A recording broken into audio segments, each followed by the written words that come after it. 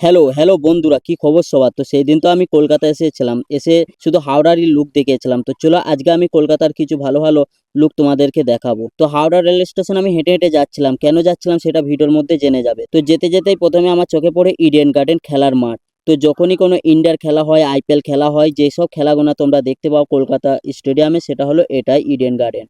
তারপর আবারও আমি হাঁটতে লাগি। হাঁটতে, হাঁটতে কয়েক মিনিট পর এটা দেখতে পাই। এটা কি তোমরা চিনো? এটা হলো নবান্ন, যেখানে আমাদের দিদি বসে সবকিছু খবর ওয়েস্ট বেঙ্গলের দিতে থাকে, আপডেট দিতে থাকে আর কি।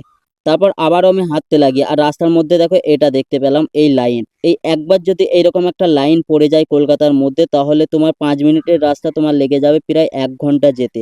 এই কারণেই আমি হেঁটে হেঁটে যাচ্ছিলাম হাওড়া রেল স্টেশন। তারপর রেল স্টেশন যেতে যেতে আমার চোখে ঠেকে এটা কি আমার জানা নেই, তোমরা যদি জানো কমেন্ট বক্সে কমেন্ট করে জানিয়ে দিও। তারপর কলকাতা শহরে আমি এটা ওটা দেখতে দেখতে চলে আসি হাওড়া রেল স্টেশন। আর প্রায় টাইম হয়ে গেছিল, দেখো 3:30 আর আমার 4টেই ট্রেন। তাই আমি তাড়াতাড়ি করে চলে আসি প্ল্যাটফর্মের মধ্যে। আর এসেই দেখে এই দেখো কাটোয়ার গাড়ি এখানে লেগেই আছে। তারপর আমি ট্রেনে উঠে পড়ি আর কয়েক মিনিটের মধ্যে কিন্তু ট্রেন ছেড়ে দেয়। আর এই দেখো ট্রেনের শুধু ভিড় দেখো, দাঁড়াবার শুধু জায়গা নেই। এসব করতে করতে প্রায় রাত হয়ে গেল। তারপর আমি চলে আসি বাড়ি। আর এরকম ভিডিও দেখতে চ্যানেলটা এক্ষুনি সাবস্ক্রাইব করে নাও।